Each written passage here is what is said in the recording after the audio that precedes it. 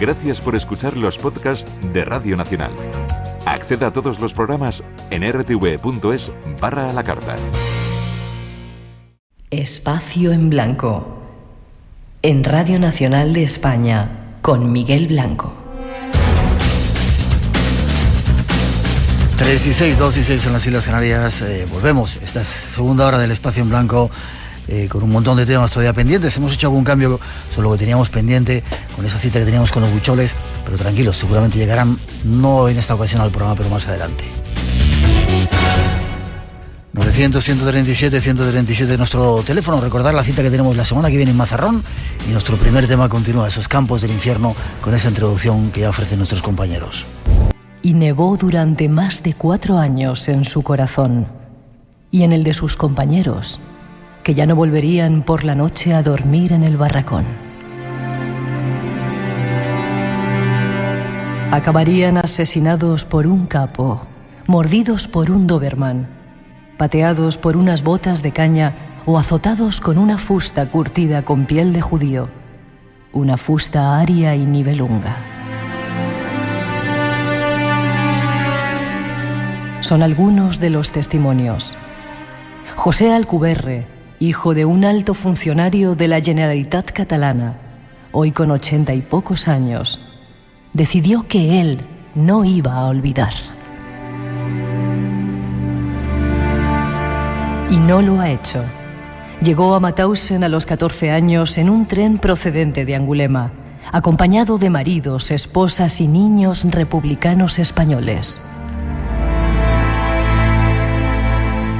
Hay más testimonios, el de un judío de ojos azules. Siegfried, al igual que otros supervivientes que aún sueñan cada noche con el campo, es de los que prefiere no recordar nada. Para mí, dice, todo aquello es como un agujero negro. Solo sé que le debo la vida a aquel español, Saturnino Navaso, al que fui confiado. Era futbolista y le ayudaba con masajes. Le ayudaba con sus botas, se iba con él por el campo. Le seguía como un perrillo. Nos hicimos inseparables. Antes de pasar por Auschwitz, aquel niño se hizo hombre de repente. Pero allí, con el olor a carne quemada oliéndose en kilómetros y kilómetros a la redonda, descubrió que Dios no existía, como decía mi padre. Son algunos testimonios de los supervivientes. Hay más esta noche para escuchar. Gracias a Carlos Fernández, que nos ha sacado esos testimonios. Tremendo, ¿no?, lo que cuentan. Estos eran testimonios que hemos recopilado en parte gracias a ti. Sí, además es que, bueno, es impresionante escucharlos así, todos seguidos, y esa emoción, ese sentimiento que todos transmiten, ¿no? Esos recuerdos efectivamente que tienen, ese judío de ojos azules al que os referíais en la introducción, y que efectivamente ha renegado de Dios, ¿no? Me contaba, claro, que cuando estaba en Frankfurt con su familia, con su padre, que era muy religioso judío, cuando ya estaban los nazis en el poder, le decía a su padre: no te preocupes, Siegfried, que Dios nos va a proteger y no nos va a ocurrir nada. Claro, cuando poco después llegó a Auschwitz y vio lo que vio, dijo: ¿dónde está ese Dios del que me hablaba mi padre? Afortunadamente nos escuchan en muchas partes del mundo. Nos llega un correo que dice: estoy trabajando en Alemania, en Loßburg, un pequeño pueblo de la zona Baden-Württemberg, cerca de Stuttgart. Y dice: estoy muy triste por lo que pasó aquí, pero todavía sigue estando latente, aunque hayan pasado muchos años. Hay mucha gente que no le gusta hablar de ello. Es curioso porque cuando yo también tuve la oportunidad de ir a Mauthausen, decían, la gente no se quería enterar, la gente del pueblo que está al lado del campo no quería saber lo que allí estaba ocurriendo, ¿verdad? Sí, no, lo ignoraban, miraban para otro lado, ¿no? Luego, cuando terminó la guerra, decían directamente que es que no lo sabían, que lo desconocían. No es cierto. Es decir, no querían conocer, no querían preguntar, pero veían ese humo negro, olían el olor a carne, veían llegar grupos de prisioneros moribundos que eran apaleados delante de sus casas allí en Mauthausen. Y como en Mauthausen, en el resto de campos de concentración. Y además, como hemos hablado antes de que trabajaban, ese trabajo esclavo al que nos hemos referido, muchas veces compartían el puesto de trabajo con obreros alemanes o austriacos que sabían lo que ocurría. Ya. Y la escena tremenda de cuando pasaban los trenes, los niños que les hacían así el signo en el corte de cuello, ¿verdad? Cortarse el cuello, sí. Déjame que escuchemos más testimonios. José Alcubierre, de nuevo. ¿Alcubierre está bien dicho el nombre? Alcubierre, sí. Alcubierre. Explica, es uno de los primeros testimonios que tenemos para escuchar ahora. Un español que yo no conocía me dice, ¿tú eres el hijo de Alcubierre? Digo, sí, yo soy el hijo de Alcubierre. Y dice, ¿tu padre sabes cómo ha muerto? Digo, bueno, mi padre no lo sé. Dice, tu padre eran tres mañicos, 2 de Teruel y 1 de Huesca. El de Huesca era mi padre. Dice, y siempre iban juntos. Y un día pasó lo que pasó. Tenía que pasar, que uno de ellos cayó. El cabo, que era un alemán, era un polaco, porque entonces Gusen estaba mandado por casi polacos, por eso mataron a muchos también. Yo tengo un mal recuerdo de los polacos. Eran polacos, era un polaco y le empezó a pegar a ese que cayó, cargando piedra. Eran flojos, eran de edad ya, cayó y entonces le empezó a pegar. Y los 2 otros, no me dijo quién había caído el primero, no lo quiso decir nunca, no lo supe. Y entonces los otros 2 empezaron a querer custodiarlo para que no le llegara el bastón. Y entonces sacó el pitó y vinieron otros cabos y empezaron a pegar a los 3. Los otros cayeron los 3 y al caer los 3, pues allí los mataron a puntapiés, golpe de mango de pico, todo así murió mi padre. Así murió su padre. No te voy a dejar casi hablar. Esteban Pérez es otro testimonio que tenemos. ¿Quién es Esteban Pérez? Brevemente y escuchamos lo que nos cuenta. Un toledano, 103 años cuando le entrevisté, falleció lamentablemente el pasado mes de noviembre y también pasó por todo el horror de Mauthausen. Vamos a escuchar lo que nos contaba. Nunca. No pensé en eso, en la muerte. Pensé en luchar por la vida y como fer para salir, pero la muerte yo no la esperaba. La huía, no quería yo muerta. Ha habido camaradas que han muerto sin saber cómo. Estar hablando contigo en un solo pum. Han muerto. Varios. Tengo camaradas muertos, matados. Pobrecito, ¿cómo se...? Con 103 años, y habiendo pasado más de 70 desde la liberación y todavía se emocionaba como si fuera ayer. Ramiro Santiesteban. Llegó al cautiverio con su padre y su hermano, los 3 sobrevivieron, pero él murió, el padre, después. Sí, es que fue tremendo porque los 3 consiguieron aguantar prácticamente 4 años y 8 meses en Mauthausen, salir los 3 con vida, y sin embargo el padre murió de tuberculosis solo un par de meses después, tuberculosis que obviamente había cogido allí en Mauthausen, y el hermano intentó entrar ilegalmente en España para ver a su madre y lo asesinó la Guardia Civil, con lo cual Ramiro aguantó 4 años y 8 meses con los 2 y sin embargo en un periodo de menos de un año se quedó completamente solo. Es una de las historias más dramáticas con las que me he encontrado. Vamos a escucharlo. La muerte que te daban no era fácil.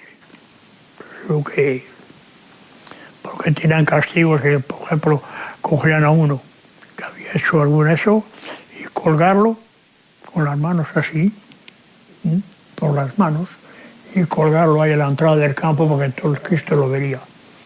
Durante todo el día o 2 días, o lo que sería, y al final para matarlo. También 25 palos en el culo. Los tenías que contar, ¿eh? Si te equivocabas, empezabas de nuevo. Así que tenía interés el tío y cuando te enganchaba tú, que se cogían mismo a 2 manos para pegar aún más fuerte, te aseguro que los veías que iba soldado con un perro bien amarrado y todo esto, pero por divertirse muchas veces, ¡plaf!, soltaban el enganche y mandaban el perro al primero que pasaba. Y cuando te enganchabas salías en trozos, ¿eh? No, tenían todos buenos sistemas por todo. Perros, entre otros signos de tortura que tenían allí, ¿verdad? Todos. Tenían una imaginación para eso tremenda y luego un humor negro. En los ahorcamientos hacían tocar música a una banda de prisioneros que ponía una banda sonora siniestra cada vez que ahorcaban o cada vez que torturaban a la gente, con lo cual tenían una serie de cosas que, no sé, ¿no? Parece difícil de ponerse en la mente de una persona sana y pensar que realmente se pueden hacer ese tipo de cosas. Bueno, seguimos teniendo montones de contactos con nuestros oyentes. Déjame que escuchemos, esto es una película basada en alguien que afortunadamente salvó a algunos judíos. Hay esperanza. Quiero despedirme con el alemán que nos cuenta una historieta de cuando liberaron el campo. Pero escuchad antes esto. ¿Cuántos van? Más o menos 850. Ya está. Puede acabar esa página. ¿Está comprándolos? ¿Le paga por cada uno de estos? Si todavía trabajara para mí, esperaría de usted que me disuadiera. Me está costando una fortuna. Acabe la página y deje un espacio al final. Mire, esta lista es el bien absoluto. Esta lista es la vida. Más allá de sus márgenes se abre el abismo.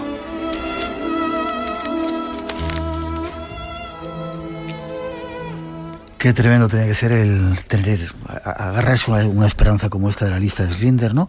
O como cuando llegó el momento de la liberación del campo de Mauthausen, ¿no? Desde luego que sí, la liberación que para ellos fue el gran momento, pero fíjate, incluso oyendo esto de Schindler, me acuerdo brevísimamente, José Alcubierre, uno de los que hemos escuchado, salvó también a prisioneros de una forma parecida. ¿Sí? Recordamos esto de Schindler, de la medalla esta que tenía, o el pin, ¿no? Que decía, podía haber salvado 2 vidas. Bueno, pues él dio un reloj que le había regalado un obrero austriaco, a esa organización de la que hemos hablado, y esa organización, con ese reloj, sobornó a un enfermero del siniestro campo donde estaban los enfermos, y consiguieron salvar a 2 españoles gracias a ese reloj. O sea que hubo historias como la de Schindler, desde luego, también entre nuestros españoles, y la liberación desde luego fue el gran momento. ¿Se va a cumplir el año que viene 70 años? Este año, sí, en mayo.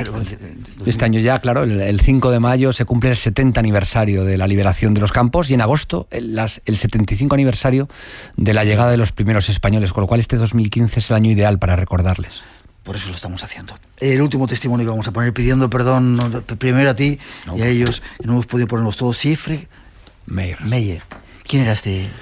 Pues Siegfried tiene una historia ya no de película, de 10 películas, yo creo. Contaba que un español le adoptó, finalmente le llegó a adoptar, pero es un niño judío de Frankfurt, lo hemos contado antes, matan a sus padres en Auschwitz, y cuando llegan los soviéticos a Auschwitz, los alemanes, unos días antes, evacúan el campo para que los prisioneros no sean liberados, los meten en una de las célebres marchas de la muerte.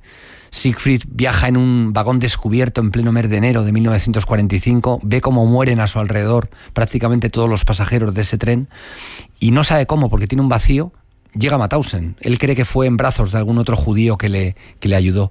Y allí, efectivamente, como era rubito, tenía ojos azules, los SS deciden no matarlo, se lo entregan a un español, a un prisionero español, Saturnino Navazo, y Saturnino le adopta como un hijo, hasta tal punto que justo después de la liberación se lo lleva a Francia y rehacen su vida juntos. Pero su recuerdo del día de la liberación recuerda una película que tú también conoces. Vamos a escucharlo.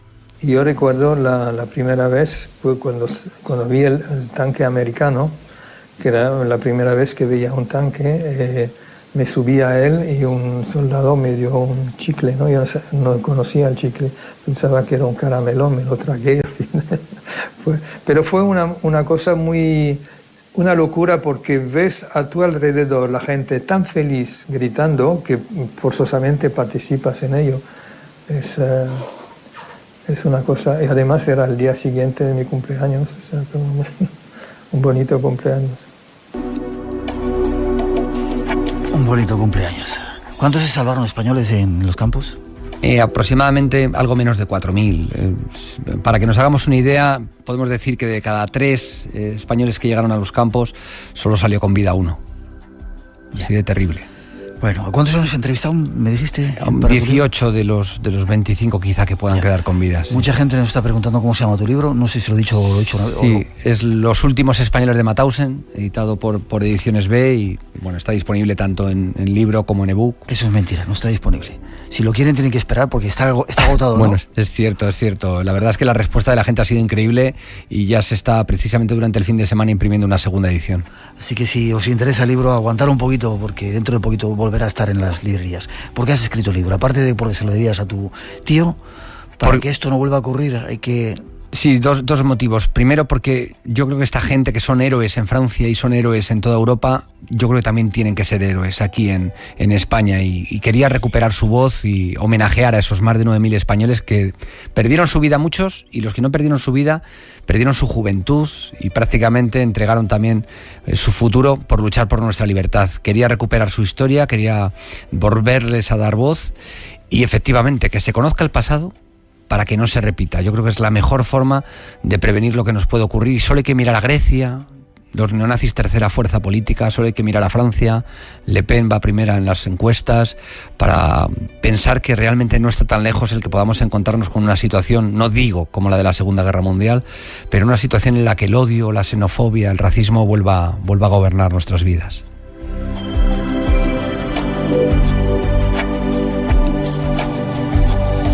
Carlos, no te conocía físicamente, ha sido un placer estar contigo este rato en el programa, ha sido un placer inmenso. El placer ha sido mío, de verdad que estar aquí con vosotros, con este ambiente que creáis y con lo bien que lo contáis y lo rigurosos que sois, que es importantísimo en un tema como este, es, no sé, un verdadero placer. ¿Forma de contacto contigo?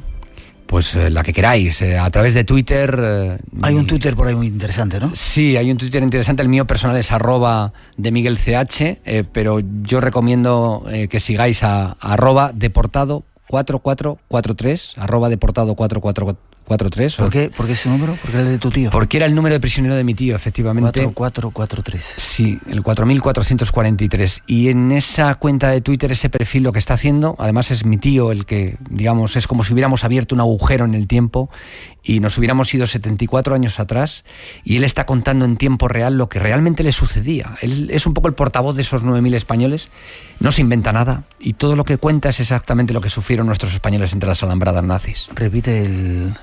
@deportado4443. Ha sido un placer, espero volver a verte. Mucho éxito, suerte, que sigas contando la realidad y ole a la gente como tú. Muchísimas gracias a vosotros, de verdad, muchísimas gracias. Gracias. Estás en Radio Nacional, no te vayas.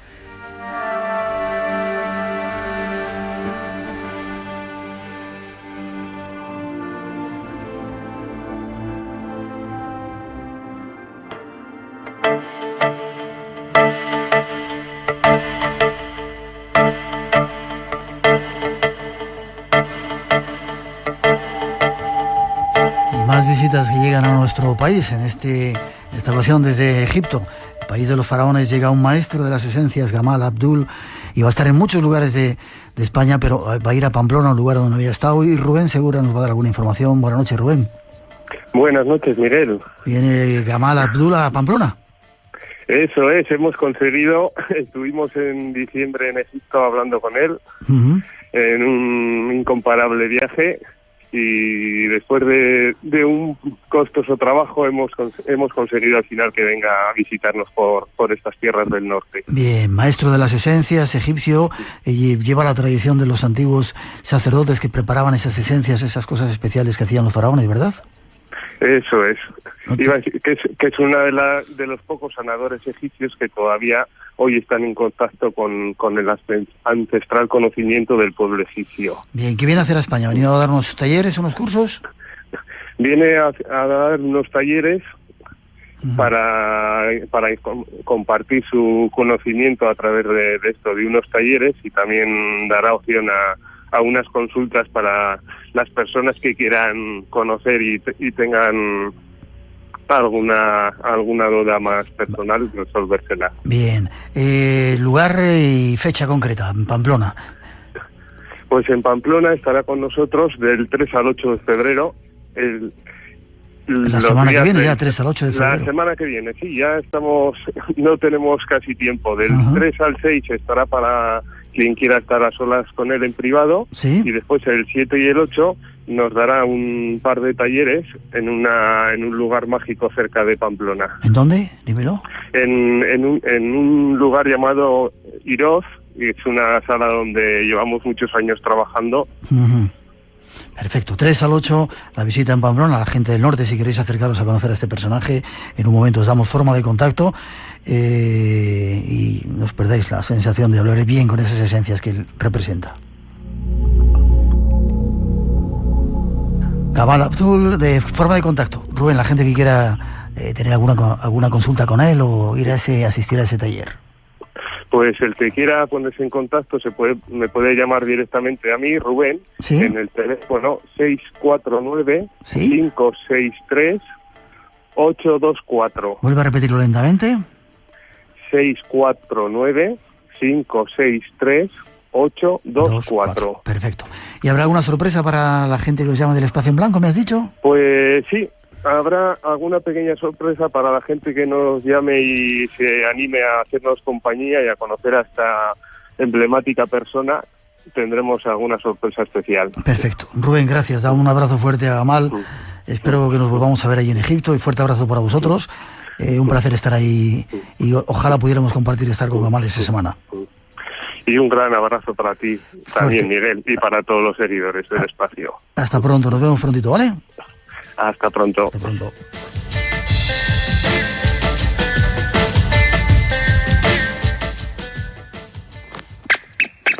Desde el Parque de Dinosaurios de Myślęcinek en Bydgoszcz, Polonia, un saludo para todos los oyentes y el equipo que forma Espacio Blanco.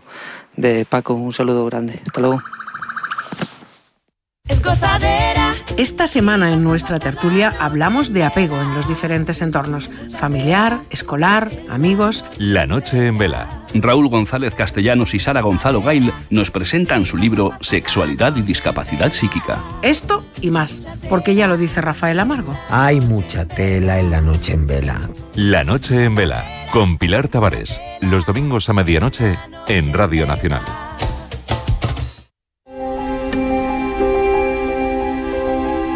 Entre este mundo y el otro,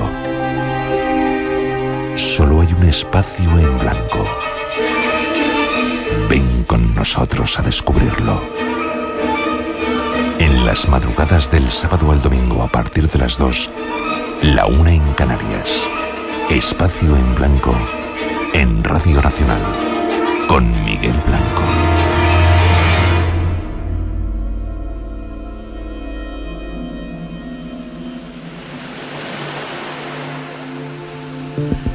Tres y media, 2:30 en las Islas Canarias. Sigues en Radio Nacional. Afortunadamente la visita que estábamos esperando está llegando. Os damos información de otra nueva cita que tenemos del Espacio en Blanco, otro nuevo lugar donde os esperamos. Y enseguida recibimos a ese Huichol que llega en exclusiva aquí al programa. No os vayáis.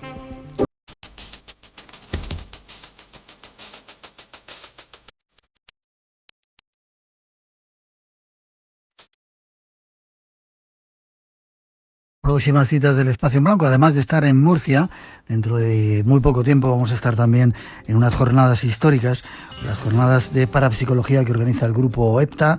Tenemos a Sol Blanco Solero para que nos dé información. Buenas noches, Sol, ¿cómo estás? Buenas noches, Miguel, ¿qué tal? Placer estar contigo de nuevo.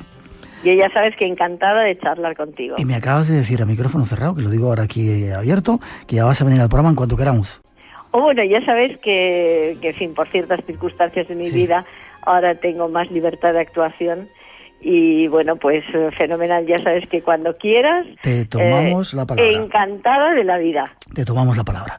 Jornadas de parapsicología del Padre Pilón, ¿cuánto tiempo se llevan organizando? Pues mira, este año es el 7º después de que lo dejara Pilón. Es decir, Pilón estuvo 20 y tantos años y cuando ya él no pudo organizarlas en los jesuitas, pues nos cedió el testigo y nos dio la autorización para que nosotros siguiéramos con esa tradición ya en Madrid de las jornadas de parapsicología que empiezan siempre después de Reyes, que es lo único que realmente hay así con una continuidad tradicional aquí en nuestra ciudad. 7 años y es los lunes de enero, febrero, marzo y abril, ¿o no llegamos a abril? Son 10 lunes seguidos. 10 lunes seguidos. Hemos empezado el 12 de enero y acaban el 16 de marzo. Vale. ¿Quiénes han estado hasta ahora? ¿Quiénes han estado hasta ahora?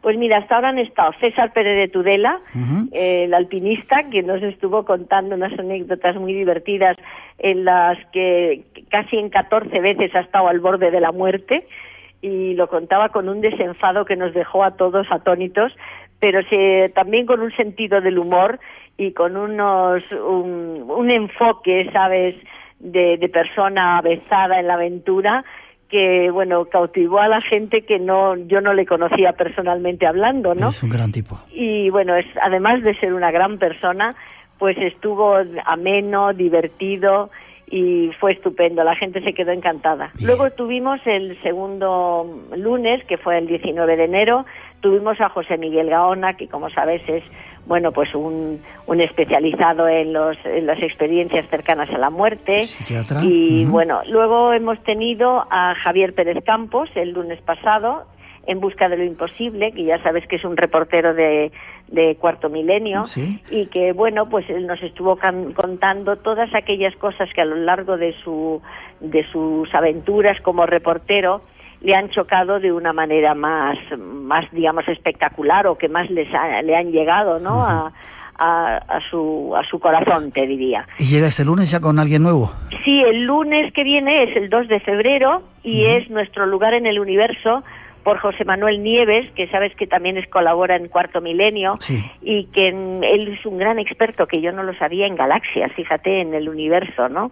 Lejano, y entonces le dijimos que nos hablara de algo de todo eso, que él era muy entendido, y nos ha puesto el título Nuestro lugar en el universo. Perfecto. Así que supongo que será muy sugerente, desde su punto de vista, bueno, pues de defensor de la ciencia y del conocimiento racionalista. Perfecto. Pero también es conveniente oír todas esas puntos de vista, esos puntos de vista, ¿no? Y luego, bueno, luego te tenemos a ti, Miguel. Tenemos una cita. Luego el 9 de febrero te tenemos a ti como gran ponente de nuestras jornadas y peligros de nuestro mundo. Y que ya sabes que tienes una aceptación que la gente, bueno, aúlla cuando vienes. Ya me alegro. ¿Y qué más tendríamos todavía? Bueno, luego tenemos Enrique de Vicente, el lunes siguiente la clave de las profecías, y sabes que a él le encanta el tema ese de las profecías, muchas veces un poco apocalípticas, pero sí, que él lo domina ese tema. Luego tenemos a Ana María Vázquez Ois, que es una profesora titular de Historia Antigua, que nos va a hablar sobre la... programa muchas veces. Sí, además es maravillosa, y nos va a hablar sobre la magia en el Antiguo Egipto, que puede que sea atractivísimo. Luego Javier Navarrete con el Grial de Alfonso VIII, que no sé, la verdad, desconozco totalmente el tema, pero nos ha dicho que es muy interesante, y él es un gran ponente, y es muy didáctico, y habla muy bien, y entonces seguro que siempre lo mismo que nos habla otras veces de la magia del espejo, pues hoy vamos a hablar este año del Grial de Alfonso VIII, que seguro que nos va a sorprender. Y luego tenemos el otro lunes Voces Electrónicas, que sabes que es Anabela Cardoso, que es la gran especialista en los contactos con el más allá a través de medios instrumentales, concretamente en la radio, que ha escrito un libro sobre contactos instrumentales. Lo que pasa es que no lo ha traducido, lo tiene en inglés, ella me lo mandó, pero vamos, que es conocida en toda Europa como la gran conocedora de las transmisiones instrumentales con el más allá, ¿no? Y luego terminamos, como siempre, nosotros contando algunas de nuestras aventuras que el público desconoce porque son inéditas, y que siempre tratamos de que el último día pues sea esa charla desenfadada de nosotras con el público, para que puedan preguntar y que puedan estamos un poco como en familia ya. Ese es el programa las séptimas jornadas de parapsicología del Grupo EPTA en esta nueva época. Pues muchísimas gracias, Miguel. Espera que hagamos una forma de contacto. ¿Y dónde va a ser, te parece? De acuerdo.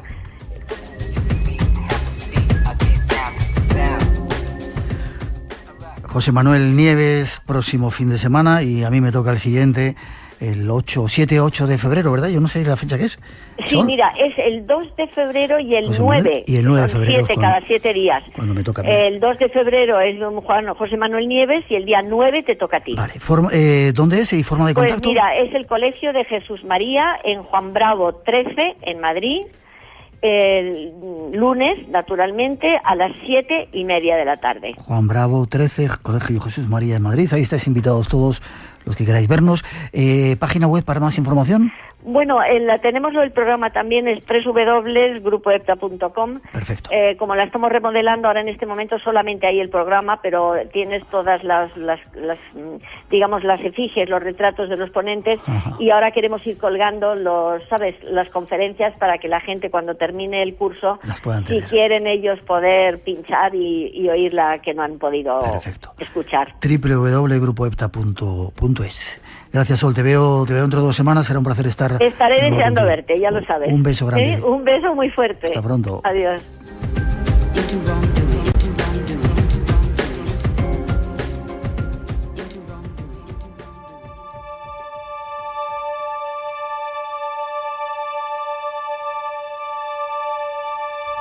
Ahí están nuestras 2 próximas citas, 3:37, 2:37 en las Islas Canarias. Habíamos anunciado en la introducción que teníamos a un invitado muy especial. Hemos tenido un problema de transportes. Claro, un huichol en Madrid se tiene que perder. Buenas noches, ¿cómo estás? Buenas noches, finalmente de aquí estamos presentes. Cilao Valadez, uno de los representantes del mundo huichol, llega a España. Has estado alguna vez en nuestro programa hace 2 años, ¿no? Que estuviste. Exactamente, aquí estuvimos con el gran honor de contar aquí con la gran presencia de Miguel Blanco y sobre todo también con Richard Sarkin, a quien quiero mandar un gran saludo. Vienes representando un poco a la Riviera Nayarit y al mundo huichol, ¿verdad? Exactamente, más que nada vengo a dar una demostración de arte y cultura tradicional de la cultura wixárika, que incorrectamente nos conocen como huichol, y es para demostrar al mundo que hay una gran diversidad de gente que aún existe, que tiene una gran conexión hacia la madre tierra. Este es nuestro especial invitado, menos mal que has llegado. Déjame que escuchemos una introducción que te habíamos preparado, ¿te parece? Claro. Vamos con ello.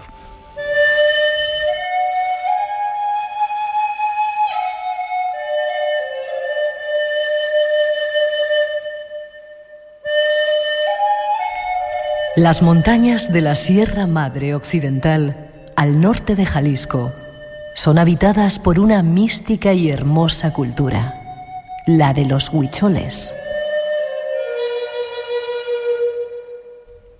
En su cultura se crean constantemente enigmáticos mundos, cuyos protagonistas recurrentes son lunas, soles, árboles, laberintos, espirales, montañas y océanos cósmicos.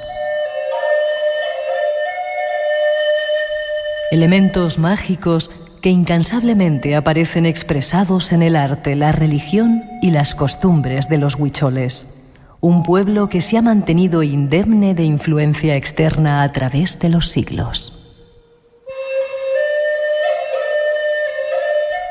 Si se le pregunta a un huichol sobre su origen, él narrará fantásticas historias sobre cómo los dioses salieron del mar para luego peregrinar hacia el oriente de la sierra.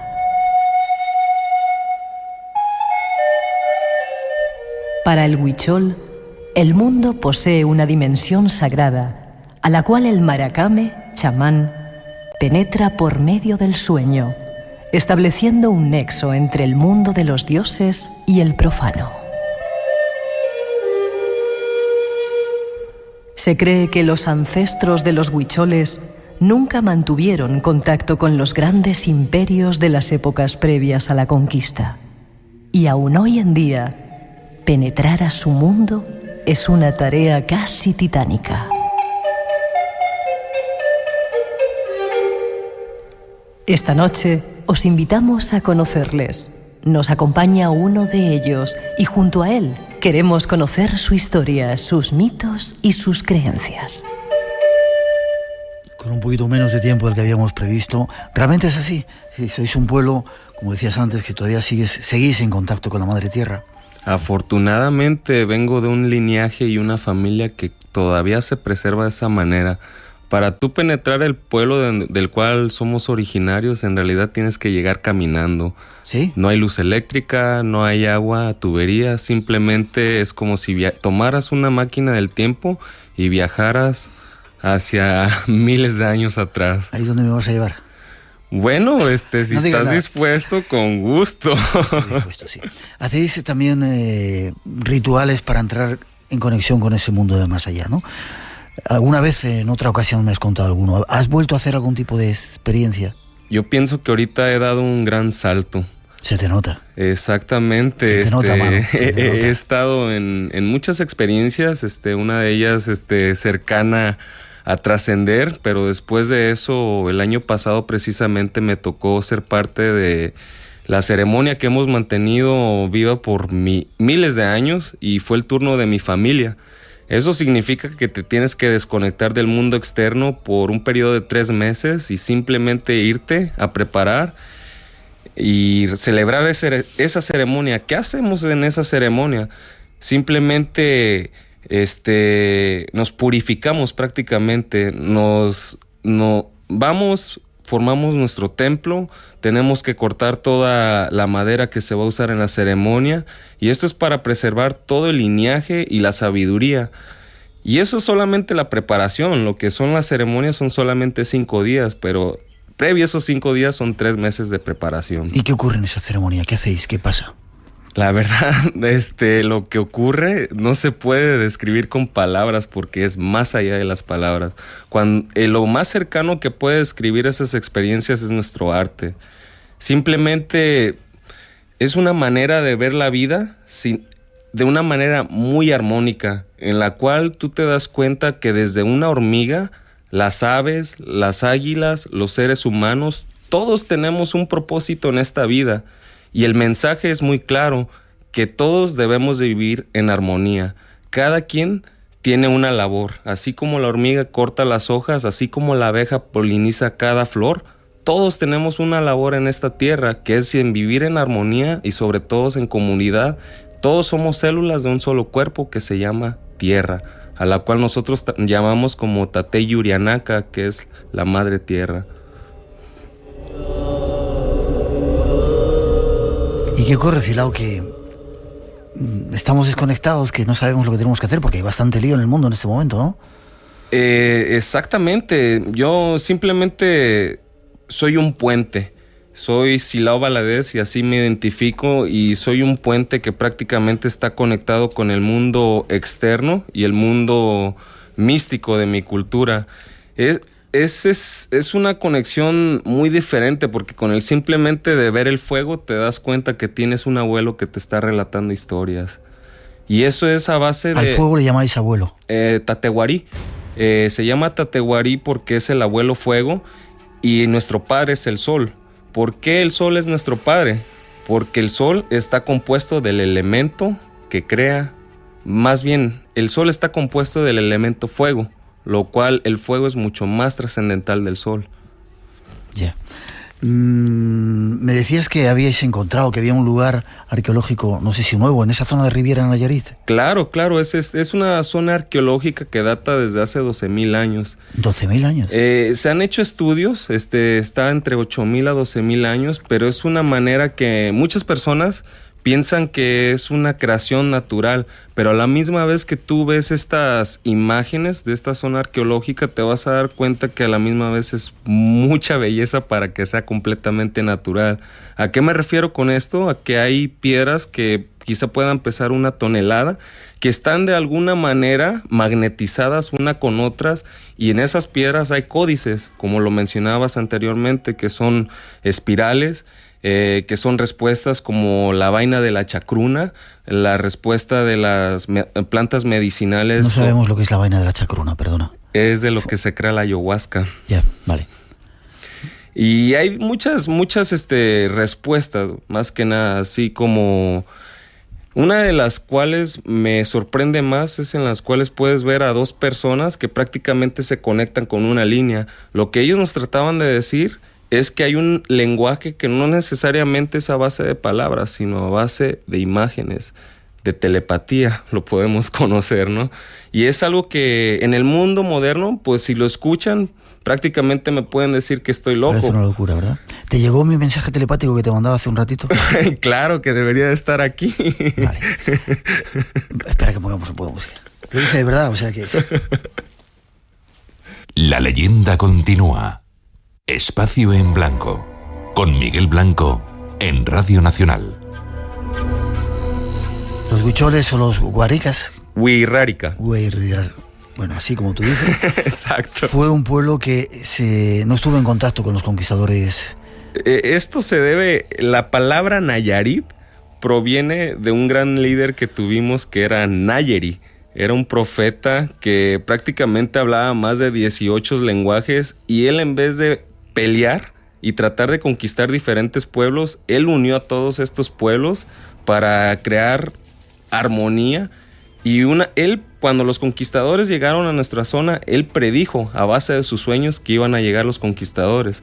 ¿Qué fue lo que hizo? Unió a nuestras tribus y en vez de pelear contra los españoles, simplemente los reubicó hacia las montañas de la Sierra Madre, y él sacrificó su vida para que nosotros mantuviéramos no solamente nuestras tradiciones, nuestra lengua, nuestras artes y todo lo que aún preservamos hasta la actualidad. Bien, qué curioso. Esa zona arqueológica, se me ha quedado ahí un poco colgado. ¿Quién 12.000 años de antigüedad dices? ¿Había ya gente de tu pueblo hace 12.000 años de vuestra cultura? Yo estoy seguro que sí, porque precisamente el lenguaje que yo manejo es simbólico. Y todo ese lenguaje simbólico está plasmado en esas piedras que te cuento. Lo más curioso es de que nosotros siempre hablamos que del lado izquierdo existe la vida, que es del lado donde está nuestro corazón, del lado donde sale el sol. Y del lado derecho viene siendo el mundo espiritual. Todos esos códices que están transcritos en esas piedras están del lado izquierdo. Incluso cuando sale el equinoccio, y es por eso que digo que ese lugar fue diseñado. Cuando sucede el equinoccio, sale exactamente de un punto donde está cayendo el agua. Son unas ruinas arqueológicas que tienen agua, pero sobre todo una estructura que simplemente no puedes responder cómo fue creado, a base de pura magnetización con piedras que pesan más de 1 tonelada. El mundo espiritual, ¿cómo lo concebís vosotros? Nosotros, nuestras deidades viene siendo el sol, viene siendo la tierra, la luna, los seres vivos. Nosotros, cuando realizamos nuestras ceremonias, tenemos alrededor de 1,000 o 2,000 veladoras. ¿Por qué? Porque simplemente... ¿Veladoras son velas? Exactamente, velas. Agradecemos por cada elemento, ya sea agua, fuego, tierra, espíritu, que también es un elemento. Para nosotros el número 5 es el número cósmico. Tenemos 5 dedos en cada mano, tenemos 5 extremidades, tenemos 5 colores de maíz. El 5 representa el número cósmico. Ya cuando vas al 6 prácticamente has trascendido a más allá, es cuando eres un maracame, pero el 5 es lo base. ¿Creéis en la vida después de la vida, después de esta vida? Nosotros trascendemos, definitivamente. Se dice que una vez que trasciendes de este cuerpo físico, te vas a un viaje místico, en el cual trasciendes por 5 puertas. La primera puerta está guardiada por un jaguar, que prácticamente decide si comienzas tu mundo hacia tu purificación o prácticamente te conviertes en su cena. Todo depende en todo lo que hayas cargado en el tiempo que estuviste vivo, ¿no? A base de todos nuestros hechos. Y esa cultura vuestra sigue todavía estando viva. Tú dices que eres una especie de puente. No solamente estás en España ahora, que vienes de vez en cuando, sino te he escuchado decir que a veces estás en Estados Unidos, en otros países. ¿Sigue viva esa cultura? Obviamente es como todo, ¿no? Hay desde lo ortodoxo hasta lo más influenciado. Hay pueblos que mayoritariamente pues ya fueron influenciados y ya tienen incluso hasta capillas y iglesias en sus pueblos, pero hay pueblos como del cual venimos nosotros que simplemente es difícil entrar si no vas con una persona que no pertenece a esos pueblos indígenas. O sea que sigue estando vivo ahí todavía esa... Sí, es por eso que no ha llegado la luz, la electricidad, es por eso que cuando tenemos sed tenemos que ir directamente a un ojo de agua y nutrirnos de la tierra. O sea, es una manera en la cual no molestas a la tierra. Y lamentablemente es una de las cosas que como seres humanos hemos olvidado. En la actualidad existe tanta ambición y tanta falta de amor. Nos damos cuenta que el amor se ha terminado cuando no nos queremos ni a nosotros mismos. Los que nuestras tradiciones nos enseñan es que para poder amar tenemos que empezar con nosotros mismos. Después de amarnos a nosotros, podemos amar a los demás. Pero en la actualidad simplemente estamos enfocados en una rutina que nos despegamos y se nos olvida el mensaje principal de la vida, que es vivir en armonía. Todos somos uno.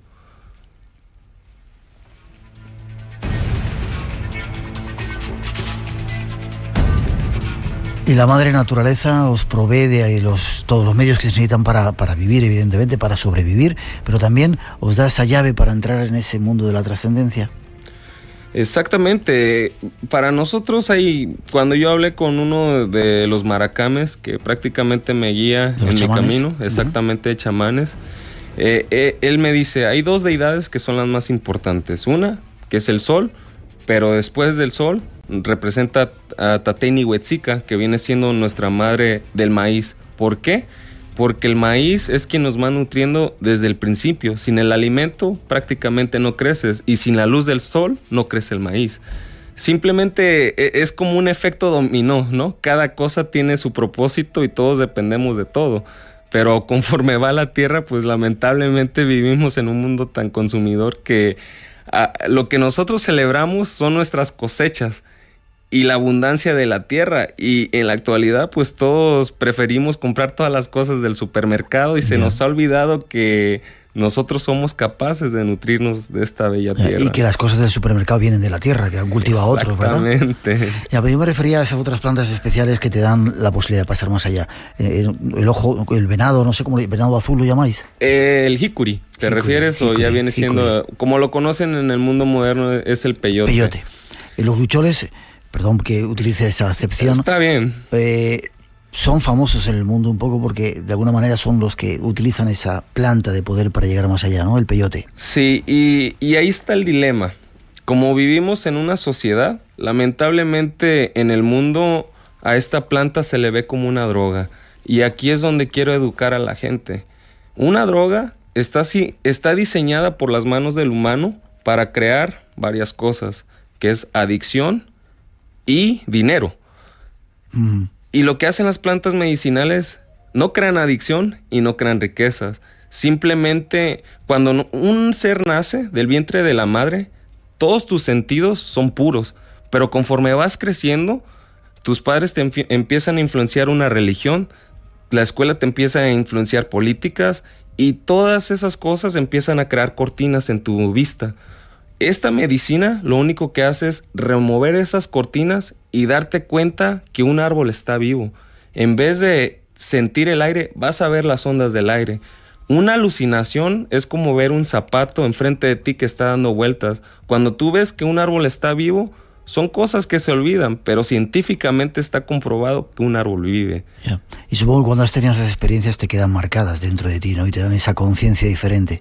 Exactamente, yo digo que es recordarnos esas cosas que hemos olvidado. Es como poner otra vez tus pies en la tierra y que salgan raíces y darte cuenta que somos células de un mismo cuerpo, como lo sigo repitiendo.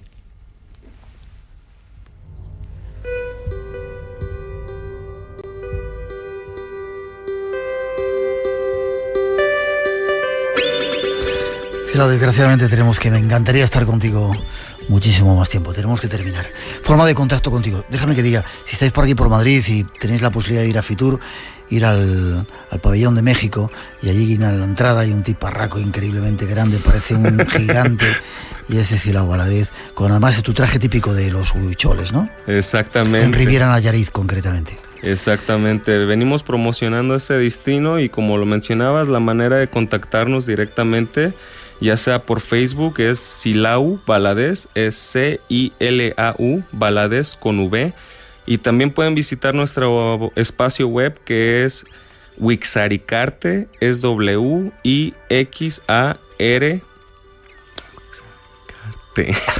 Es incluso para mí deletrearlo como pienso, pero así como se escucha es Wixaricarte, es como Wixárica y arte. Y arte, Pero con Silao Valadez, ahí yo les mando el link directamente a nuestro website, que también se está desarrollando poco a poco. Perfecto.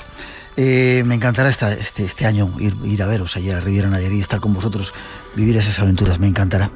Como años atrás, estás cordialmente invitado, Miguel. Y te doy las gracias por este esfuerzo que has hecho. Se perdió ese transporte que te iba a buscar, tú has cogido un transporte, llegó ese mensaje telepático y estás aquí. Gracias por haber estado en el Espacio en Blanco, por formar parte de él. Y como la otra vez, supongo que te llegarán montones de mensajes, ¿no?, de muchas partes del mundo, de gente que te ha escuchado a través del programa. Así es, y pues un gran saludo para Carmen, que está en La Coruña, que también me ayudó a estar aquí. Le damos las gracias también a ella. Gracias a ti de corazón, te deseo lo mejor. Nos seguiremos viendo. Cualquier cosa, estamos solamente a un clic de distancia. Silao Valadez. Gracias.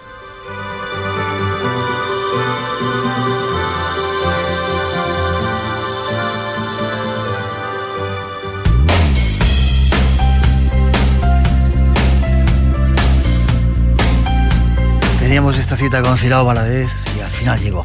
Y teníamos un concurso, estos son los 5 ganadores.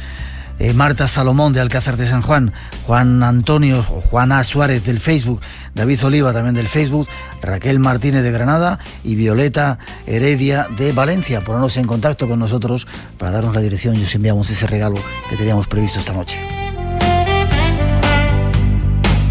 Ha sido un placer para todos nosotros estar aquí, llenando este espacio en blanco, estas 2 horas, desde las 2 hasta ahora casi las 4. La próxima cita, ya sabéis, en Mazarrón. Nos esperamos a todos en Murcia, en ese lugar, a partir de las 9:30 de la noche.